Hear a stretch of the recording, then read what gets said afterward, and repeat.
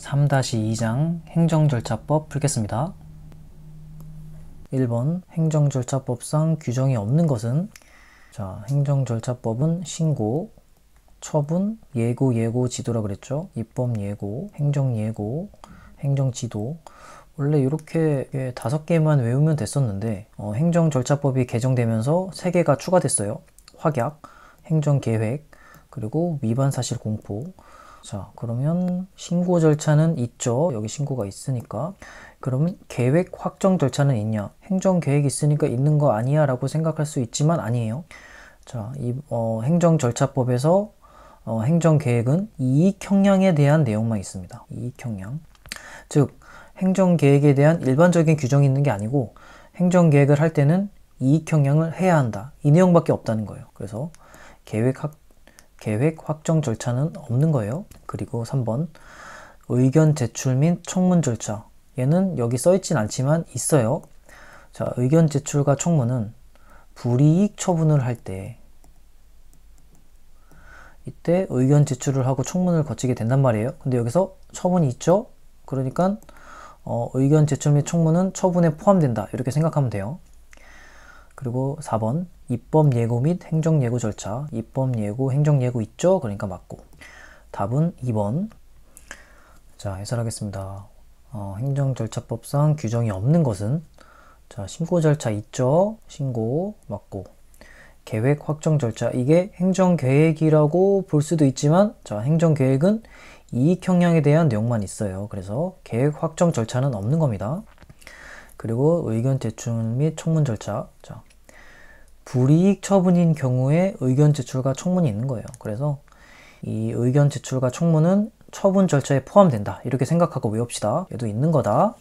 그리고 4번 입법 예고, 행정 예고도 있고, 그래서 답은 2번이었다. 이렇게 행정절차법은 8개만 외우면 돼요. 그런데 이 행정계획은 이익형량에 대한 내용만 있다. 요거 기억하고, 또 문제는 지금까지 안 나왔지만 이 신고는 수리를 요하는 신고만을 규정한다. 자, 요것도 문제가 나옵니다. 자, 다음 문제. 2번 절차상 하자에 대한 설명을 옳지 않은 것은 1번 학교 환경위생 정화구역에서의 금지 행위 및 시설의 해제 여부에 관한 행정처분을 하면서 학교 환경위생 정화구역에서 어떤 사업을 하게 해주려나 봐요. 그래서 금지 행위 및 시설의 해제를 해주려고 하는 거죠. 그런데 이걸 해주려면 학교환경위생정화위원회의 심의를 거쳐야 되는데 그거를 누락했단 말이에요. 이러한 하자는 행정처분을 위법하게 하는 취소 사유가 된다. 그러니까 이 위원회의 심의를 누락한 흠이 취소 사유냐 무효 사유냐를 물어보는 거예요. 얘는 취소 사유가 맞아요. 그래서 얘는 맞는 선지입니다. 자, 이런 거는 암기하는 수밖에 없어요. 다음 2번 다른 법령 등에서 청문 절차를 거치도록 규정하고 있지 않은 경우에는, 그러니까 법령에서 청문 절차를 안 거쳐도 된다고 규정했대요. 그러면 원칙적으로 청문을 거치지 않고 다른 의견 청취 절차만 거치더라도 위법하지 않다. 그러니까 적법하다. 얘도 맞습니다. 왜냐하면 다른 법령에서 청문 절차를 거치도록 규정하고 있지 않은 경우에는, 말을 어렵게 썼지만 청문 절차를 안 거쳐도 된다고 규정하고 있대요. 그러면 청문 절차를 거치지 않고 의견 청취 절차만 거쳐도 위법하지 않다, 적법하다. 맞겠죠? 상식적으로 그렇다 하고 암기하면 됩니다. 다음 3번 대법원은 청문 통지서가 반송되었거나 행정처분의 상대방이 청문 일시에 불출석했다는 이유로 청문을 실시하지 않을 경우에도 위법하지 않다고 보는 입장이다. 자, 이거는 2가지 경우가 있어요. 첫 번째, 청문 불출석 사유를 모를 때. 청문을 불출석했는데 그 사유를 모를 때는 청문을 마칠 수 없어요. 자, 2번째, 정당한 사유 없이 불출석할 때. 이때는 청문을 마칠 수 있어요. 자, 이렇게 2가지를 헷갈리게 된단 말이에요. 제가 그래서 정리를 한 거예요. 자, 이 3번이죠. 이 3번을 읽어보면 청문 통지서가 반송되었거나 행정처분의 상대방이 청문 일시에 불출석했다는 이유로. 자, 이것은 청문 불출석 사유를 모르는 거죠. 정당한 사유 없이 불출석하는 게 아니죠. 자, 이게 중요해요. 자, 이럴 때는 청문을 실시하지 않을 경우에도 위법하지 않다고 보는 입장이다. 아니죠. 위법한 거예요. 왜냐면 청문을 마칠 수 없어요. 청문 불출석 사유를 모를 때는 청문을 마칠 수 없기 때문에 청문을 실시하지 않으면 위법한 겁니다. 자, 그런데 만약에 이 선지에 정당한 사유 없이 불출석했다 이런 단어가 나오면 청문을 마칠 수 있는 거예요. 이때는 청문을 실시하지 않을 경우에도 위법하지 않은 거죠. 자, 더 이상 파고들지 마세요. 그냥 이렇게 적어놓고 암기하면 됩니다. 다음 4번. 대법원은 신청에 대한 거부 처분은 행정절차법상의 사전 통지의 대상이 되는 당사자의 권익을 제한하는 처분에 해당하지 않는다는 입장이다. 맞죠? 자, 이거 저번에도 나왔는데 수익적 신청에 대한 거부 처분은 권익이 발생한 적이 없고 그렇기 때문에 권익 침해가 아니다. 권익 침해가 발생하지 않으면 사전 통지를 할 필요가 없다. 그리고 집행정지 신청도 인정되지 않는다. 이거 한번 나온 적이 있거든요. 자, 권익 침해가 발생해야만 사전 통지를 해야 되고 또 집행정지가 인정돼요. 근데 권익 침해가 발생하지 않는 처분은 사전 통지할 필요도 없고 집행정지도 인정되지 않는다. 자, 이거는 자주 나오니까 암기해야 돼요. 이게 얼핏 보면 내가 신청을 했다가 거부당한 게 내 권익을 침해당하는 게 아니냐 이렇게 생각이 들어요. 근데 내가 신청하고 거부당해도 내 권익은 발생한 적이 없어요. 내가 신청을 해서 허가를 받은 이후에 그 허가가 취소되면 권익 침해가 맞는 거죠. 하지만 내 신청에 대한 거부 처분은 권익 발생조차 없는 겁니다. 자, 이렇게 하고 외우면 돼요. 저도 이거 되게 헷갈렸어요. 그래서 여기서 보면 사전 통지의 대상이 되는 당사자의 권익을 제한하는 처분에 해당하지 않는다는 입장이다 하니까 맞는 거죠. 자, 답은 3번. 자, 해설하겠습니다. 옳지 않은 것은 무효냐 무효가 아니냐를 물어보는 선지였는데 제가 뭐 환경 관련된 것만 모아봤어요. 여기서는 학교 환경위생정화위원회의 심의를 누락한 하자. 얘는 무효사유가 아니고 취소사유다. 그래서 맞는 선지였죠. 자, 무효사유가 아니라는 것은 취소사유의 하자란 거예요. 학교 환경위생정화위원회의 심의를 거치지 않은 처분. 얘는 취소사유의 하자고, 교통환경영향평가를 거치지 않은 공사시행인가. 얘도 취소사유의 하자고, 다음 환경 관련된 거 무효인 것은 환경영향평가를 거치지 않은 사업승인 처분, 그리고 폐기물 처리시설 입지 결정 처분을 하는데 주민대표가 선정한 전문가를 미포함한 경우에는 무효사유의 하자입니다. 자, 요거 암기하고 다음 선지 2번. 자, 청문은 다른 법령에서 청문을 거치도록 규정하지 않은 경우, 이렇게 말을 썼지만 그냥 청문을 안 거쳐도 된다고 법령에 써 있는 거예요. 그러면 청문 절차가 없어도 적법하겠죠. 이렇게 이해하고 암기합시다. 자, 그리고 일반적으로 청문 절차는 인허가의 취소, 신분의 박탈, 조합 설립 취소 이럴 때 불이익 처분이죠. 이럴 때는 사전 통지를 합니다. 사전 통지를 받은 사람이 의견 제출 기한에 청문 신청이 없더라도 청문합니다. 근데 제가 왜 이렇게 써놨냐? 이게 또 행정절차법이 바뀌어가지고 예전에는 의견 제출 기한에 청문 신청이 있어야만 청문한다 이랬어요. 근데 바뀌었어요. 이번에 행정절차법이 개정돼서 이런 인허가 취소, 신분 박탈, 조합 설립 취소 같은 경우에 사전 통지를 하고 의견 제출 기한에 청문 신청이 없어도 청문합니다. 자, 바뀐 내용을 제가 반영을 했습니다. 그래서 이번 선지 보면 다른 법령에서 청문 절차를 거치도록 규정하고 있지 않은 경우에는 청문을 거치지 않고 의견 청취 절차만 거치더라도 위법하지 않다, 즉 적법하다. 맞습니다. 다음 3번. 자, 요거는 정당한 사유 없이 청문에 불출석하면 청문을 마칠 수 있는 거예요. 하지만 사유를 모르는 청문 불출석은 청문을 마칠 수 없어요. 자, 요거 두 개를 암기하면 됩니다. 자, 이 3번 읽어보면 청문 통지서가 반송되었어요. 이걸로는 청문 사유를 모르는 거죠. 이럴 때는 행정처분의 상대방이 청문 일시에 불출석했다는 이유로 청문을 실시하지 않을 경우에도 위법하지 않다고 보는 입장이다. 아니죠. 위법하죠. 왜냐면 사유를 모르는 청문 불출석은 청문을 마칠 수 없으니까 청문을 해야 되는 겁니다. 여기에서 좀 막 의문이 생길 수도 있어요. 하지만 더 깊게 파고들지 말자. 그냥 우리는 문제만 풀 줄 알면 되는 겁니다. 정당한 사유 없이 청문 불출석했다. 이런 정당한 사유 없이라는 글귀가 나와요. 그럴 때는 청문을 마칠 수 있다. 이렇게 그냥 외우면 됩니다. 그 외의 경우는 이제 사유를 모르는 거예요. 자, 여러 가지 경우가 있어도 제가 이렇게 적어 놓은 겁니다. 사유를 모르는 불출석은 청문 마칠 수 없는 거예요. 다음 4번. 신청에 대한 거부 처분은 권익이 발생하지 않았기 때문에 권익 침해도 없는 거예요. 권익이 발생한 적이 없잖아요. 제가 허가 받은 적이 없잖아요. 그렇죠? 그렇기 때문에 집행정지가 인정되지 않고 사전통지도 필요가 없는 겁니다.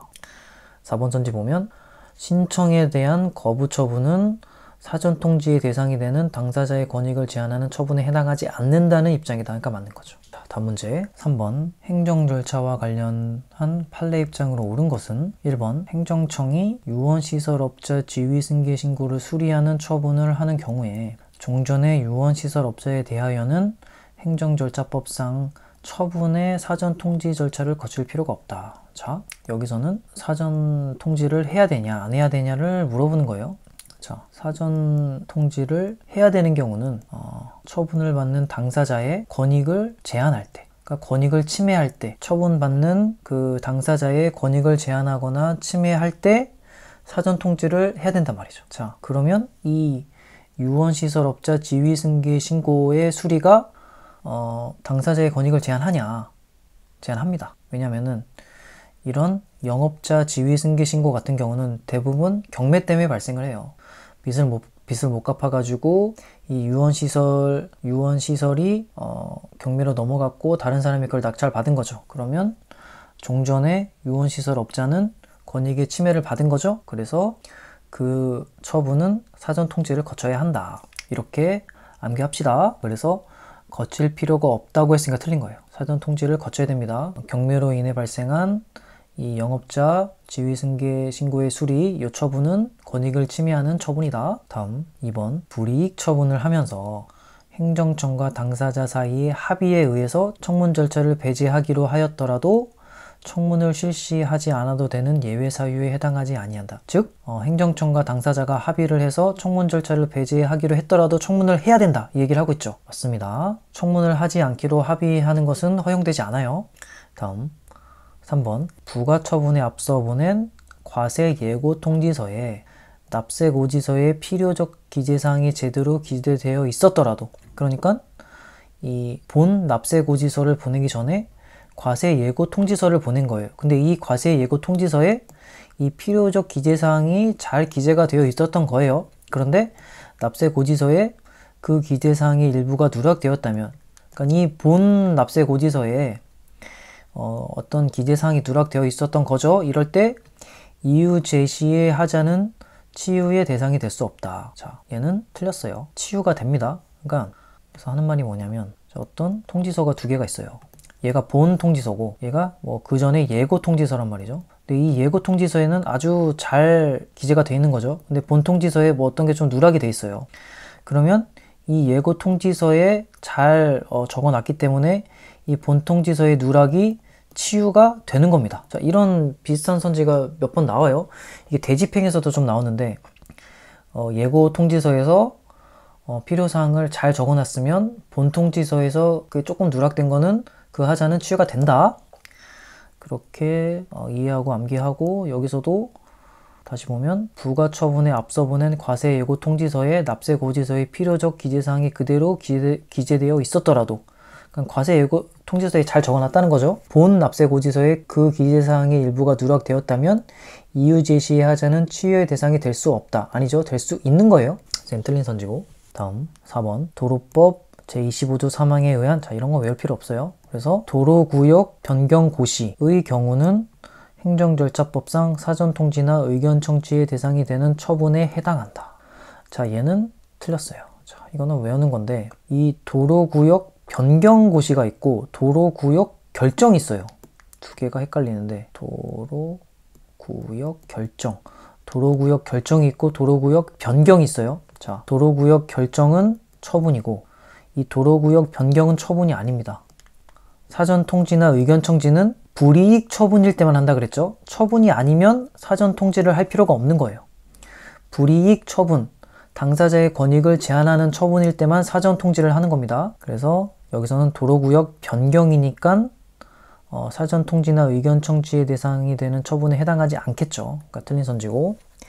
답은 2번. 자, 해설하겠습니다. 옳은 것은 1번. 얘는 영업자 지위 승계 신고는 사전 통지를 해야 하는 처분인 거예요. 왜냐면 대부분 경매 때문에 발생하기 때문이죠. 자, 사전 통지를 해야 하는 경우는 당사자의 권익을 제한하는 처분일 때는, 그러니까 불이익 처분일 때는 사전 통지를 해야 하고 의견 청취를 거치고 해야 되는 겁니다. 자, 사전 통지랑 의견 청취, 의견 제출 뭐 이런 건 다 같은 말이에요. 이제 사전 통지를 하면 그 당사자는 의견 제출을 하고 이제 행정청은 의견 청취를 하는 거죠. 이 세 개가 의미는 다르지만 같다고 생각하면 돼요. 유언시설업자 지위승계 신고, 그러니까 영업자 지위승계 신고를 수리하는 처분은 사전 통지 절차를 거칠 필요가 있죠. 이게 당사자의 권익을 제한하는 겁니다. 경매로 넘어가는 거니까. 자, 요것도 나왔던 거 다 정리해놨는데 외우면 돼요. 근데 요거는 좀 쉬운데 사전 통지가 아닌 경우가 조금 외우기가 어려워요. 자, 수익적 신청에 대한 거부 처분. 얘는 권익이 발생하지 않았기 때문에 권익 침해가 없어요. 그래서 사전 통지 안 해도 된다. 그리고 수익적 처분, 일반 처분 같은 경우도 사전 통지 안 해도 된다. 권익 침해가 없죠. 그리고 이것도 좀 헷갈리는데, 자, 처분의 상대방은 이익이에요. 근데 제3자의 권익 침해가 생겼어요. 그럼 이 제3자에게까지 사전 통지를 해야 되냐? 그렇진 않다는 거예요. 이것도 문제가 나오고. 그리고 퇴직연금 환수 결정. 자, 이거는 내가 퇴직연금을 못 받게 되는 거니까, 퇴직연금을 뺏어가는 거니까 권익을 제한하는 거 아니냐라고 할 수 있지만 얘는 처분이 아니에요. 그래서 사전 통지를 할 필요가 없습니다. 그 이유에 대해서는 또 문제에서 보기로 하고. 도로구역 변경고시, 이것도 처분이 아니다. 요거는 4번 선지 있었죠. 그리고 고시에 의한 처분, 이것은 권익을 침해하지만 당사자를 특정할 수 없기 때문에 사전 통지를 안 해도 된다. 자, 조금 외울 게 좀 있죠. 이해해야 될 것도 있고. 근데 이거는 문제 풀면서 계속 이해하면 됩니다. 제가 다 적어놨잖아요. 중요한 내용들을. 자, 다음 2번. 이것도 중요한 부분만 보면 행정청과 당사자 사이의 합의에 의해서 청문 절차를 배제하기로 한 것은 청문을 실시하지 않아도 되는 예외 사유에 해당하지 아니한다. 그쵸? 무슨 말이냐? 청문 배제 협약은 효과가 없다. 청문해야 한다. 이 말이에요.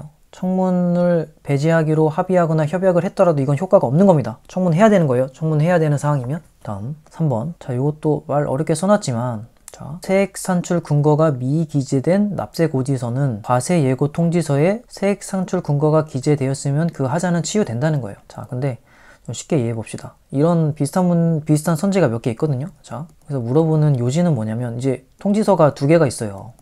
얘는 예고 통지서고 얘는 본 통지서란 말이죠. 근데 예고 통지서에 뭐 잘 기입을 했어요. 필요한 사항을. 근데 본 통지서에 조금 누락을 한 거예요. 이럴 때 이 예고 통지서에 잘 써놨으면 이 하자는 치유가 된다. 이걸 3번에서 얘기하고 있단 말이죠. 이거는 지금까지 제가 본 선지에선 다 옳았어요. 그냥 옳다. 부가처분에 앞서 보낸 과세 예고 통지서에 납세 고지서의 필요적 기재사항이 제대로 기재되어 있었더라도 그러니까 본 고지서에 필요한 내용들이 예고 통지서에 다 있었다는 거예요. 자, 이럴 때는 본 납세 고지서의 기재사항 일부가 누락되었더라도 그 이유 제시의 하자는 치유의 대상이 될 수 있다는 거예요. 자, 이해했죠? 자, 다음 4번. 자, 이런 거는 외워야 됩니다. 자, 도로구역 변경고시. 얘는 처분이 아니에요. 하지만 도로구역 결정은 처분이 맞다. 도로구역 변경은 처분이 아니다. 그리고 횡단보도의 설치는 처분이 맞다. 헷갈리게 내죠. 이렇게 됩니다. 문제를 외워야 돼요. 제가 헷갈리는 거 비슷한 것만 이렇게 모아서 기출에 나온 것만 이렇게 모아서 외웠더니 쉽게 외워지고 확실하게 문제를 풀 수 있었다. 어렵게 공부하지 말자. 자, 다음 문제. 4번. 행정절차법에 대한 설명으로 옳은 것은 1번. 행정예고기간은 예고 내용의 성격 등을 고려하여 정하되 14일 이상으로 한다. 자, 얘는 틀렸어요. 행정예고기간은 20일 이상으로 하는 겁니다. 다음 2번. 행정절차법은 국민의 권익을 보호하기 위하여 모든 행정처분을 문서로 하도록 규정하고 있다. 이것은 아니죠. 전자문서로 할 수도 있고 뭐 말이나 뭐 문자로 할 수도 있었죠. 예외적인 경우에는 이런 모든 이런 말이 있으면 잘 살펴봐야죠. 다음 3번. 행정청은 온라인 공청회를 개최하는 경우에 공청회와 병행하여 실시할 수 없다. 자, 얘는 아니에요. 이 온라인 공청회는 일반 공청회와 병행하여야만 실시할 수 있어요. 그러니까 공청회가 우선이고 공청회를 실시하면서 이 온라인 공청회를 병행하는 겁니다. 자, 이게 맞는 거예요. 그래서 얘는 반대로 얘기하고 있죠. 온라인 공청회를 개최하는 경우에 공청회와 병행하여 실시할 수 없다. 아니죠. 다음 4번 청문 주재자는, 그러니까 청문을 주재하는 사람은 직권으로 또는 당사자의 신청에 따라 필요한 조사를 할 수 있으며, 그러니까 청문을 하기 전에 조사를 한다는 거예요. 뭐 증거조사 같은 걸 하겠죠. 그리고 당사자 등이 주장하지 아니한 사실에 대해서도 조사할 수 있다. 얘는 맞는 선지예요. 청문 주재자는 직권으로 조사할 수 있고 당사자의 신청에 따라서도 필요한 것을 조사할 수 있구나. 그리고 당사자가 주장하지 아니한 사실에 대해서도 조사할 수 있구나. 그냥 그렇다 하고 그럴 수 있겠네. 이해하고 암기하면 됩니다. 답은 4번. 자, 해설하겠습니다. 옳은 것은 1번 행정예고기간은 20일 이상이에요. 자, 관련된 거 다 적어놨는데 행정조사는 7일 전에 알려야 되고 사전 통지도 10일 전에 알려야 되고 그리고 공청회도 14일 전에 알려야 되고 행정예고는 20일 동안 20일 이상 해야 되고 입법예고도 40일 이상 해야 된다. 그리고 하지만 입법예고 중에 자치법규 같은 경우는 20일 이상 하면 된다. 이거 암기해야 됩니다. 다음 2번 행정절차법은 국민의 권익을 보호하기 위하여 모든 행정처분을 문서로 하도록 규정하고 있다. 이거는 아니죠. 자, 문서주의가 원칙이긴 하지만 전자문서로 할 수도 있고 말, 전화, 문자로도 할 수 있는 거예요. 당사자의 동의가 있거나 당사자의 신청이 있으면 전자문서로도 처분할 수 있고 긴급하거나 경미한 처분은 말, 전화, 문자로도 할 수 있는 겁니다. 다음 3번 자, 온라인 공청회는 공청회와 병행해야만 할 수 있어요. 옛날에는 이것만 외우면 됐었는데 행정절차법이 개정돼서 또 뭐가 생겼냐면 예외적인 경우에는 온라인 공청회만 단독으로 할 수 있어요. 이렇게 바뀌었어요. 이건 아직 나온 적이 없죠. 이번에 바뀌었으니까. 그렇지만 원래 저 같은 경우는 아니었겠죠. 나온 것만 외우니까. 하지만 이거는 나올 확률이 높아 보여서 적어봤어요. 나올 확률이 있어 보여서 예외적인 경우 국민의 안전과 권익을 보호해야 할 경우에 그리고 무산된 횟수가 3회 이상인 경우에 그리고 행정청이 인정한 경우에는 온라인 공청회만 단독으로 개최할 수 있다. 할 수도 있다는 겁니다. 다음 4번 이제 청문에서 증거조사가 가능한데 청문 주재자의 직권, 당사자의 신청에 따라 조사가 가능하고 당사자가 주장하지 않은 사실에 대해서도 조사가 가능하다는 거예요. 얘기를 4번에서 하고 있고 청문 주재자는 직권 또는 당사자의 신청에 따라 필요한 조사를 할 수 있으며 당사자 등이 주장하지 아니한 사실에 대해서도 조사할 수 있다. 이건 맞다. 그럴 수 있겠구나 하고 외우면 됩니다. 다음 5번 사인의 경제활동에 대한 행정청의 규제 방식을 설명한 것으로 옳지 않은 것은 1번 행정절차법상 신고의 요건으로는 신고서의 기재사항에 흠이 없고 그렇죠. 필요한 구비서류가 첨부되어 있어야 하며 맞고 신고의 기재사항은 그 진실함이 입증되어야 한다. 이 진실함이 입증되어야 한다는 게 의미하는 것은 이게 수리를 요하는 신고라는 거죠. 수리를 요하는 신고. 왜냐하면 수리를 요하는 신고는 형식적 요건을 갖추었더라도 실체적 요건을 심사해서 수리 거부를 할 수 있는 거예요. 행정청의 공무원이 이 진실함을 입증하려면 찾아가서 조사를 해야 될 거 아닙니까? 그렇죠? 그러니까 수리를 요하는 신고를 뜻하는 거고 근데 이 행정절차법상 신고는 수리를 요하지 않는 신고만 적어놨어요. 행정절차법에 쓰여있는 신고는 수리를 요하지 않는 신고 이것만을 규정한단 말이에요. 자, 수리를 요하지 않는 신고는 형식적 요건만 갖추면 신고에 수리를 해줘야 되는 거였죠. 얘는 형식적 요건만 갖추면 신고에 수리를 해줘야 하죠. 그러니까 얘는 틀린 선지가 되는 거죠. 왜냐면 이 진실함이 입증되려면 실체적 요건을 심사해야 되고 그 말인 즉슨 수리를 요하는 신고가 되는 거니까. 자, 이해되나요? 자, 근데 이렇게 어렵게 하지 말고 그냥 신고의 요건으로 진실함은 없다. 신고의 요건에 이 진실함은 포함되지 않는다. 이렇게 그냥 암기하면 됩니다. 제가 어렵게 설명했는데 어차피 더 복잡하게 나오지 않아요. 이 선지가 똑같이 나온단 말이죠. 그러니까 쉽게 암기하면 돼요. 그래서 얘는 일단 틀린 선지고 얘도 옳지 않은 걸 찾는 거였네요. 자, 다음 2번 유료 노인 복지주택의 설치 신고를 받은 행정관청은 그 유료 복지주택의 시설 및 운영 기준이 법령에 부합하는지와 설치 신고 당시 부적격자들이 입소하고 있는지 여부를 심사할 수 있다. 자, 이것도 뭘 물어보는 거냐? 얘가 수리를 요하는 신고냐를 물어보는 거예요. 왜냐? 그래서 보면 이 행정관청이 운용 기준이 법령에 부합하는지 부적격자들이 입소하고 있는지 확인을 하는 거죠. 그러니까 실체적 요건을 확인해서 수리를 거부하려고 하는 거잖아요. 그러면 이 유료 노인 복지주택의 설치 신고가 수리를 요하는 신고냐? 맞아요. 그러니까 암기해야 되는 겁니다. 그래서 맞는 선지고, 자 다음 또 3번 보면 골프장 이용료 변경 신고서는 행정청에 제출하여 접수된 때에 신고가 있었다고 볼 것이고 행정청에 수리 행위가 있어야만 하는 것은 아니다. 얘는 수리를 요하지 않는 신고다. 이게 맞냐를 물어보는 거죠. 골프장 이용료 변경 신고는 수리를 요하지 않는 신고가 맞아요. 그래서 얘는 맞는 선지예요. 그러니까 결국 암기해야 돼요. 다음 4번 양도인이 자신의 의사에 따라서 양수인에게 영업을 양도하면서 양수인으로 하여금 영업을 하도록 허락했다면 영업 승계 신고 및 수리 처분이 있기 전에 발생한 양수인의 위반 행위에 대한 행정적 책임은 양도인에게 기속된다. 자, 무슨 말이냐면 영업권을 양도인으로부터 양수인에게 넘어간단 말이에요. 근데 영업 승계 신고 및 수리 처분이 있기 전에 발생한 거예요. 그러니까 이 영업 승계 신고가 수리되기 전에 발생한 양수인의 위반 행위는 양도인에게 기속된다는 거예요. 맞아요. 맞는 선제예요. 이제 영업 승계 및 수리 처분이 있고 난 이후에는 발생한 위반 행위는 양수인에게 있지만 영업 승계 및 수리 처분이 있기 전에 발생한 양수인의 위반 행위는 양도인에게 귀속된다. 이거는 맞습니다. 답은 1번. 5번 옳지 않은 것은, 자 해설하겠습니다. 신고의 요건으로 진실함은 포함되지 않는다. 이렇게 외우면 돼요. 제가 좀 복잡하게 설명했죠. 자, 행정절차법에는 수리를 요하지 않는 신고만을 규정한단 말이에요. 그래서 행정절차법상 신고의 요건으로는 신고의 기재사항은 그 진실함이 입증되어야 한다. 이것은 아니라는 거예요. 왜냐면 이 진실함을 입증하려면 어떻게 해야 되겠어요? 자, 이번에서처럼 부적격자들이 입소하고 있는지 찾아가서 확인을 해야 되는 거잖아요. 그러면은 실체적 요건을 심사하는 거죠. 그렇게 되면 얘는 수리를 요하는 신고가 되는 거죠. 수리를 요하는 신고가 돼버리니까 얘는 틀린 선지다. 자, 이거 외우자. 신고의 요건에는 진실함은 포함되지 않는다. 다음 2번.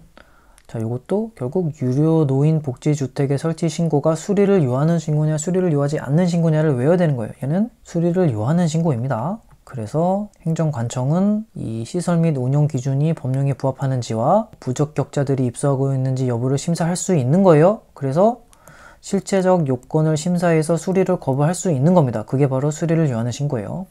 다음 3번. 여기서도 골프장 이용료 변경 신고서가 수리를 요하는 신고냐 수리를 요하지 않는 신고냐. 자, 여기서 보면 행정청에 제출하여 접수된 때에 신고가 있었다고 볼 것이고 행정청에 수리 행위가 있어야만 하는 것은 아니다. 이 말이 수리를 요하지 않는 신고다 라는 뜻이죠. 자, 수리를 요하지 않는 신고는 형식적 요건을 갖추었다면 실체적 사유로 수리를 거부할 수 없다. 자, 어렵게 썼지만 서류 잘 갖춰내면 수리해줘야 된다. 그 말이에요. 근데 저는 이 골프장 이용료 변경을 어렵게 생각하지 않았어요. 왜냐면은 내가 골프장 사장인데 이용료 변경하는 게 꼭 수리를 받아야 되는 일은 아니잖아요. 그냥 내가 이용료 올리거나 내리고 싶으면 맘대로 올리고 내릴 수 있어야죠. 그러니까 수리를 요하지 않는 신고다. 쉽게 외워졌어요. 이것까지 뭐 수리를 받아야 될 필요는 없잖아요. 그런데 조금 헷갈리는 게 신고 체육시설업이 있고 등록 체육시설업이 있어요. 신고 체육시설업은 당구장이 있고 이 당구장은 수리를 요하지 않는 신고예요. 그러니까 서류 갖춰내면 당구장 할 수 있는 거예요. 반면에 등록체육시설업인 골프장은 수리를 요하는 신고고 실체적 요건을 심사해서 수리를 거부당할 수 있는 거예요. 하지만 골프장 이용료 변경은 또 수리를 요하지 않는 신고다. 요거 세 개 헷갈리니까 좀 암기합시다. 저는 당연하다고 생각하고 요거를 적어두지 않았는데 이렇게 제가 해설하려고 준비하다 보니까 요 세 개가 헷갈릴 수 있을 것 같아요. 다음 4번. 자, 이거 길게 써놨지만 자, 양도인이 영업권을 주는 사람이고 양수인이 영업권을 받는 사람이에요. 그래서 영업 승계 신고 전에 양도인이 양수인에게 영업을 미리 하라고 한 거예요. 그런데 양수인이 위반 행위를 했단 말이에요. 이때 책임은 양도인에게 있다는 거예요. 왜냐면 영업 승계 신고 전에 있었으니까. 좀 더 정확히 말하면 영업승계 신고 및 수리 처분이 있기 전에 양수인의 위반 행위는 양도인에게 귀속되는 겁니다. 예, 맞는 거예요. 다음 문제 6번. 행정절차법상 청문 또는 공청회 절차에 대한 설명으로 옳지 않은 것은 1번. 행정청이 청문을 거쳐야 하는 처분을 하면서 청문 절차를 거치지 않은 경우에는 그 처분은 위법하지만 당연 무효인 것은 아니다. 이거 맞아요. 청문을 거쳐야 하는데 청문을 거치지 않으면 그 처분은 위법해요. 하지만 당연 무효는 아니고 취소의 하자가 있는 겁니다. 취소 사유에 하자가 있다. 그러니까 취소 소송을 제기할 만한 하자라는 거예요. 다음 2번 청문서가 행정절차법에서 정한 날짜보다 다소 늦게 도달하였을 경우에도 당사자가 이에 대하여 이의하지 아니하고 그러니까 이의 제기를 하지 않고 청문일에 출석해서 의견 진술을 하였다면 청문서 도달 기간을 준수하지 않은 하자는 치유된다. 자, 이거 맞아요. 자주 나오는 선지예요. 청문서가 늦게 도달하더라도 당사자가 이의 제기하지 않고 청문일에 출석해서 의견을 진술하면 이 하자는 치유됩니다. 다음 3번 행정청은 공청회와 병행하여서만 정보통신망을 이용한 공청회, 즉 온라인 공청회를 실시할 수 있다. 요거 맞아요. 요 온라인 공청회를 실시하려면 공청회와 병행해야만 합니다. 다음 4번 청문 주재자는 당사자 등의 전부 또는 일부가 정당한 사유 없이 청문 기일에 출석하지 아니한 경우라도 자 정당한 사유 없이 이게 중요한 거예요. 이들에게 다시 의견 진술 및 증거 제출의 기회를 주지 아니하고는 청문을 마칠 수 없다. 자 이거 틀렸어요. 자 제가 청문회 불출석했을 때는 두 가지가 있다고 그랬죠. 청문회 불출석, 정당한 사유가 없는 불출석, 그리고 사유를 모르는 불출석. 자, 정당한 사유가 없는 불출석은 얘는 청문 마칠 수 있다. 반면에 사유를 모르는 불출석은 청문 마칠 수 없다. 이렇게 암기하면 됩니다. 그래서 여기서는 정당한 사유 없이라고 했으니까 청문을 마칠 수 있는 거예요. 그렇죠. 자, 뭐 사유를 모르는 불출석은 뭐 청문서가 도달했는데 그게 뭐 반송이 됐다. 그리고 불출석했다. 이럴 때 청문을 마칠 수 있냐? 그럼 청문을 마칠 수 없는 거예요. 그게 두 가지로 외우면 쉽게 외울 수 있습니다. 답은 4번 해설하겠습니다. 옳지 않은 것은 자 이거는 1번 청문을 거치지 않은 경우는 취소 사유의 하자지 무효 사유의 하자가 아니에요. 그래서 여기서 보면 행정청이 청문을 거쳐야 하는 처분을 하면서 청문 절차를 거치지 않은 경우에는 그 처분은 위법하지만 당연 무효인 것은 아니다. 맞습니다. 다음 2번 자 청문서 도달 기간을 어겼지만 당사자가 이의 제기하지 않고 청문일에 출석해서 방어하면 청문서 도달 기간의 하자는 치유가 됩니다. 그래서 얘도 맞는 선지였죠. 다음 3번 이것도 온라인 공청회는 공청회와 병행해야만 합니다. 하지만 예외적인 경우에 온라인 공청회만 단독 개최할 수 있다. 요거는 아직 나온 적은 없어요. 행정절차법이 개정되면서 생긴 건데 그래도 기억해 둡시다. 국민의 안전과 권익보호, 무산된 횟수가 3회 이상 행정청이 인정한 경우에는 온라인 공청회만 단독으로 개최할 수도 있다. 다음 하지만 원칙적으로는 온라인 공청회는 공청회와 병행해야만 하는 거예요. 요게 나올 확률이 훨씬 높은 겁니다. 요건 바뀌었기 때문에 제가 적어놓기만 한 거예요. 나온 적은 없어요. 다음 4번 자, 이것도 정당한 사유 없이 청문 불출석했을 때는 청문을 마칠 수 있어요. 반면에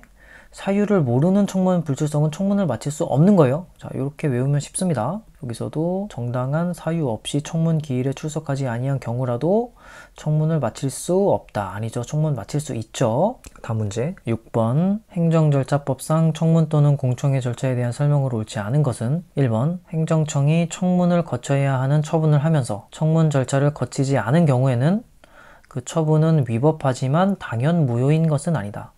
이거 맞아요. 청문을 거쳐야 하는데 청문을 거치지 않으면 그 처분은 위법해요. 하지만 당연 무효는 아니고 취소의 하자가 있는 겁니다. 취소 사유에 하자가 있다. 그러니까 취소 소송을 제기할 만한 하자라는 거예요. 다음 2번 청문서가 행정절차법에서 정한 날짜보다 다소 늦게 도달하였을 경우에도 당사자가 이에 대하여 이의하지 아니하고 그러니까 이의 제기를 하지 않고 청문일에 출석해서 의견 진술을 하였다면 청문서 도달 기간을 준수하지 않은 하자는 치유된다. 자, 이거 맞아요. 자주 나오는 선지예요. 청문서가 늦게 도달하더라도 당사자가 이의 제기하지 않고 청문일에 출석해서 의견을 진술하면 이 하자는 치유됩니다. 다음 3번 행정청은 공청회와 병행하여서만 정보통신망을 이용한 공청회, 즉 온라인 공청회를 실시할 수 있다. 요거 맞아요. 요 온라인 공청회를 실시하려면 공청회와 병행해야만 합니다. 다음 4번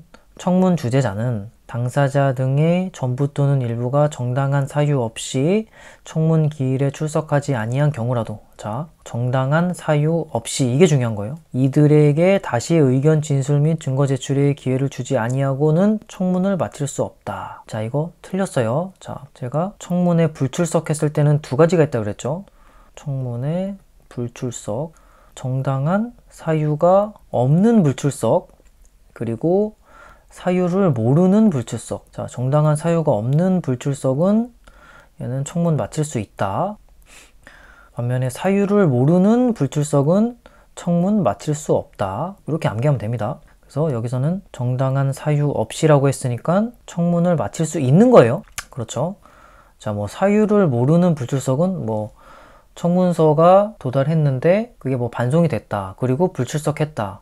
이럴 때 청문을 마칠 수 있냐? 그럼 청문을 마칠 수 없는 거예요. 이렇게 두 가지로 외우면 쉽게 외울 수 있습니다. 그래서 답은 4번 해설하겠습니다. 옳지 않은 것은, 자, 이거는 1번. 청문을 거치지 않은 경우는 취소 사유의 하자지 무효 사유의 하자가 아니에요.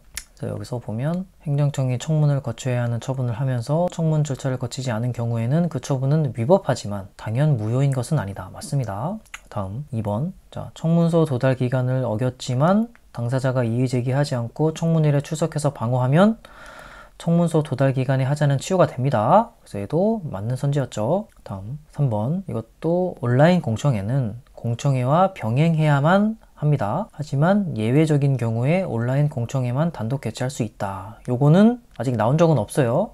그 행정절차법이 개정되면서 생긴 건데 그래도 기억해 둡시다. 국민의 안전과 권익보호, 무산된 횟수가 3회 이상 행정청이 인정한 경우에는 온라인 공청회만 단독으로 개최할 수도 있다. 다음. 하지만 원칙적으로는 온라인 공청회는 공청회와 병행해야만 하는 거예요. 자, 요게 나올 확률이 훨씬 높은 겁니다. 이건 바뀌었기 때문에 제가 적어놓기만 한 거예요. 나온 적은 없어요. 다음 4번.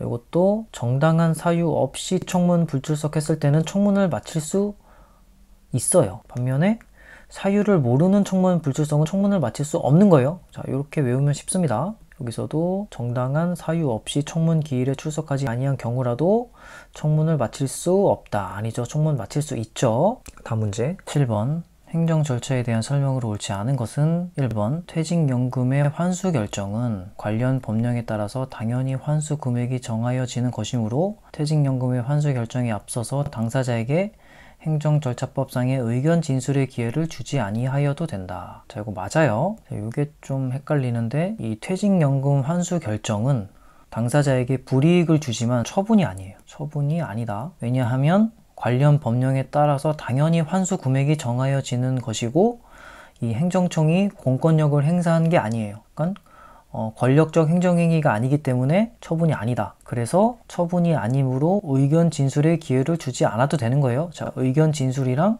사전 통지랑 의견 청취, 이건 다 같은 거예요. 사전 통지를 하면 의견 진술의 기회를 주고 이제 진술을 하면 이제 행정청이 의견 청취를 하는 거죠. 다 같은 얘기입니다. 얘는 맞는 선지고. 다음 2번. 당사자가 근거 규정 등을 명시하여 신청하는 인허가 등을 거부하는 처분을 함에 있어 당사자가 그 근거를 알 수 있을 정도로 상당한 이유를 제시한 경우에는 당의 처분의 근거 및 이유를 구체적 조항 및 내용까지 명시하지 않았더라도 그로 말미암아 그 처분이 위법한 것이 된다고 할 수 없다. 이거 맞는 선지인데, 자, 이거 길지만 봐야 될 부분은 뭐냐면 인허가 등을 거부하는 처분을 할 때 당사자가 그 근거를 알 수 있을 정도로 상당한 이유를 제시하면 구체적 조항까지 명시하지 않아도 된다는 거예요. 그 얘기를 하는 겁니다. 그래서 그럴 때는 그 처분이 위법한 것이 된다고 할 수 없다 했으니까 맞는 거죠. 다음 3번.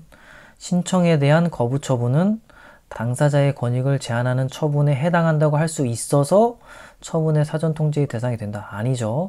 신청에 대한 거부 처분은 권익이 발생한 적이 없기 때문에 권익 침해가 아니고 그러니까 사전 통지할 필요 없다. 다음 4번.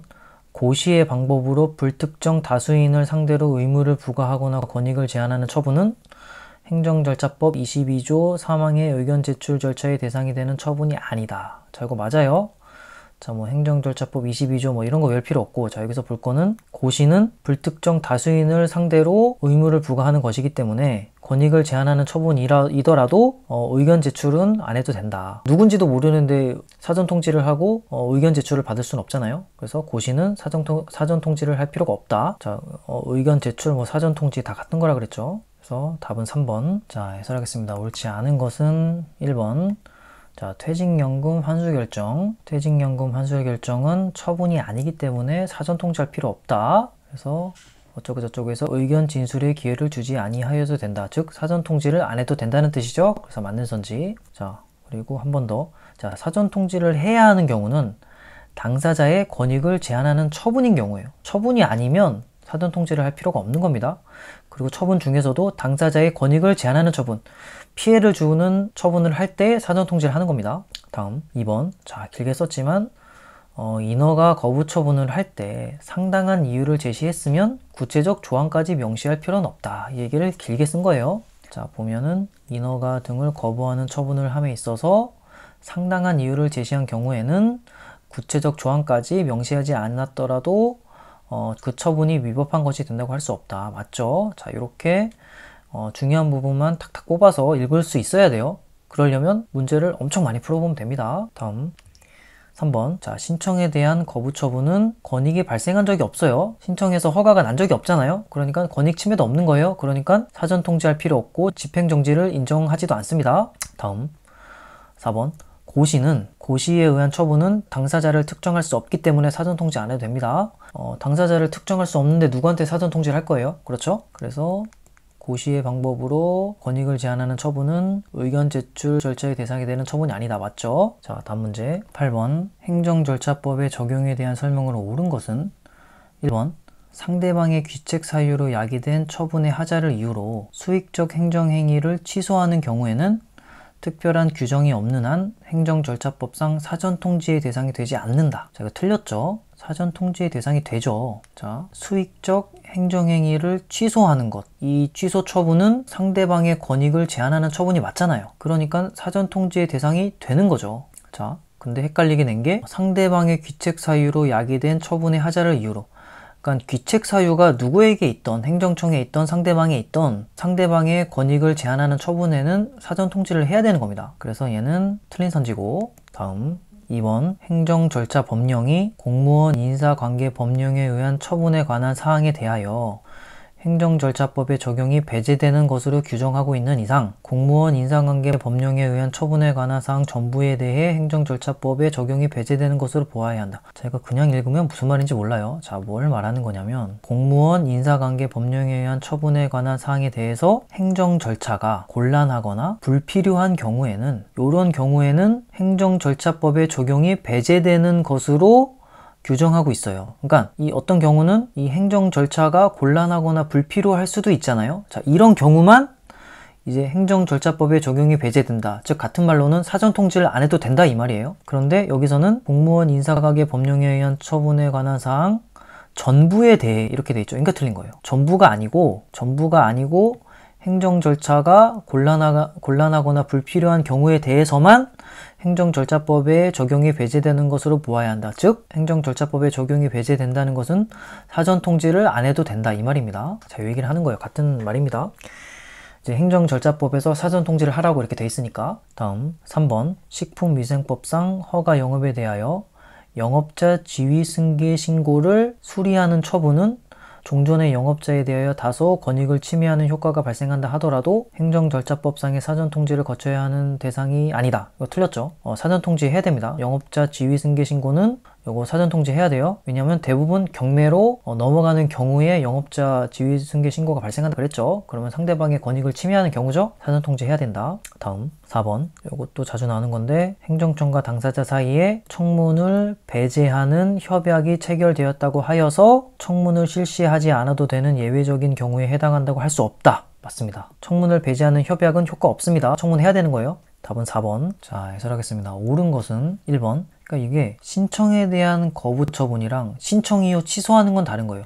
자, 수익적 신청에 대한 거부 처분은 권익이 발생한 적이 없기 때문에 권익 침해가 없고 그러니까 사전 통지를 안 해도 되는 거예요. 반면에 이 1번 선지처럼 신청 이후에 취소 처분을 하는 것은 당사자의 권익을 제한하는 처분이 맞죠? 그러니까 사전통지해야 되는 겁니다. 여기서는 상대방의 귀책 사유로 야기된 처분의 하자를 이유로, 자 이렇더라도 상대방의 귀책 사유더라도 수익적 행정회의를 취소하는 경우에는 사전통지를 해야 됩니다. 그래서 틀린 선지. 다음 2번. 자 이것은 공무원 인사법 중에 행정 절차가 곤란하거나 불필요한 경우에만 행정절차법이 적용되지 않고 행정절차법이 적용되지 않으니까 의견 청취를 안 해도 된다. 자, 이 얘기를 하고 있는 겁니다. 근데 여기서는 공무원 인사관계 법령에 의한 처분에 관한 사항 전부에 대해라고 했으니까 틀린 거예요. 행정절차가 곤란하고 불필요한 경우만 행정절차법의 적용이 배제되는 것으로 보아야 하는 겁니다. 전부 아니에요. 그래서 틀린 선지다. 다음 3번. 이것은 영업자 지위 승계 신고는 사전 통지를 거쳐야 하는 대상이 맞죠? 그래서 틀린 선지고, 영업자 지위 승계 신고는 대부분 경매니까 당사자의 권익을 제한하겠죠? 다음 4번. 청문을 배제하는 내용의 협약이 체결되었다고 하더라도 청문을 실시하지 않아도 되는 예외적인 경우에 해당한다고 할 수 없습니다. 맞아요. 자, 청문 배제 협약은 효과 없고 청문해야 됩니다. 다음 문제 9번. 행정절차법상 행정절차에 대한 설명으로 옳지 않은 것은 1번. 말로 행정지도를 하는 자는 상대방이 그 행정지도의 취지 및 내용과 행정지도를 하는 자의 신분을 적은 서면에 교부를 요구하는 경우에 직무수행에 특별한 지장이 없으면 이를 교부하여야 한다. 자, 이거 맞아요. 항상 비슷한 선지가 많은데 말로 뭘 할 때, 말로 행정지도를 할 때 서면에 교부를 요구하면, 그러니까 서류로 달라 그러면 항상 교부해줘야 됩니다. 이런 경우에 틀린 선지는 없었어요. 서면 요구를 하면 서면으로 해줘야 되는 거예요. 다음 2번. 행정청은 부득이한 사유로 공표한 처리기간 내에 처분을 처리하기 곤란한 경우에는 해당 처분의 처리기간의 범위에서 한 번만 그 기간을 연장할 수 있다. 자, 이거 맞아요. 이거 암기해야겠죠. 행정청은 부득이한 사유로 처리기간 내에 처분을 처리하기 곤란한 경우에는 해당 처분의 처리기간 범위에서 한 번만 그 기간을 연장할 수 있다. 자, 맞습니다. 다음 3번. 정보통신망을 이용한 공청회, 즉 온라인 공청회는 공청회를 실시할 수 없는 불가피한 상황에서만 실시할 수 있다. 아니죠. 온라인 공청회는 공청회와 병행해서만 실시할 수 있는 거였죠. 다음 4번. 청문은 원칙적으로 당사자가 공개를 신청하거나 청문 주재자가 필요하다고 인정하는 경우 공개할 수 있다. 자, 이거 맞아요. 이거 암기해야겠죠? 청문의 공개는 당사자가 신청하거나 청문 주재자가 인정하는 경우 두 가지만 가능합니다. 그래서 답은 3번. 자, 해설하겠습니다. 옳지 않은 것은 1번. 자, 말로 행정지도를 했을 때 상대방이 서면 요구하면 서면 교부해줘야 되는 거예요. 자, 서면 요구하면 다 들어줘야 됩니다. 제가 본 선지 중에서는 다 서면 요구하면 들어줘야 했었어요. 자, 1번도 빨리 보면 말로 행정지도를 하는 상대방이 서면 교부를 요구하는 경우에 이를 교부하여야 한다. 맞습니다. 다음 2번. 자, 처분 기간의 연장은 한 번만 가능해요. 그래서 행정청은 처리기간 내에 처분을 처리하기 곤란한 경우에는 해당 처분의 처리기간 범위 내에서 한 번만 그 기간을 연장할 수 있다. 맞습니다. 다음 3번. 온라인 공청회는 공청회와 병행해야만 실시할 수 있는 거예요. 여기서는 온라인 공청회는 공청회를 실시할 수 없는 불가피한 상황에서만 실시할 수 있다? 아니죠. 다음 4번. 청문의 공개는 청문 주재자의 직권 혹은 당사자의 신청에 의해서만 가능한 거예요. 그래서 보면 청문은 원칙적으로 당사자가 공개를 신청하거나 청문 주재자가 필요하다고 인정하는 경우에는 공개할 수 있다. 맞습니다. 다음 문제 10번. 행정절차법의 내용에 대한 설명으로 옳은 것은 1번. 행정청이 신청 내용을 모두 그대로 인정하는 처분을 하는 경우 당사자에게 그 근거와 이유를 제시하여야 한다. 자, 얘는 틀렸어요. 왜냐하면 원래 처분을 할 때면 그 처분 이유를 제시해야 돼요. 근데 예외적인 경우 당사자가 그 신청 내용을 모두 그대로 인정하는 경우, 그럴 때는 처분 이유를 제시하지 않아도 됩니다. 예외적인 경우가 선지 나온 거예요. 그래서 얘는 그 근거와 이유를 제시하여야 한다 했으니까 틀린 거예요. 다음 2번. 행정청이 신분 자격의 박탈 처분을 할 때 미리 당사자 등에게 통지한 의견 제출 기한 내에 당사자 등의 청문 신청이 없더라도 청문한다. 자, 이거 맞아요. 신분 자격 박탈 처분은 상대방의 권익을 제한하는 처분을 할 때, 자, 이럴 때는 의견 제출 기한이 있고 사전 통지를 하면 의견 제출 기한을 주고 그때 의견 제출합니다. 그때 청문 신청을 하지 않아도 청문을 하는 거예요. 자, 다음 3번.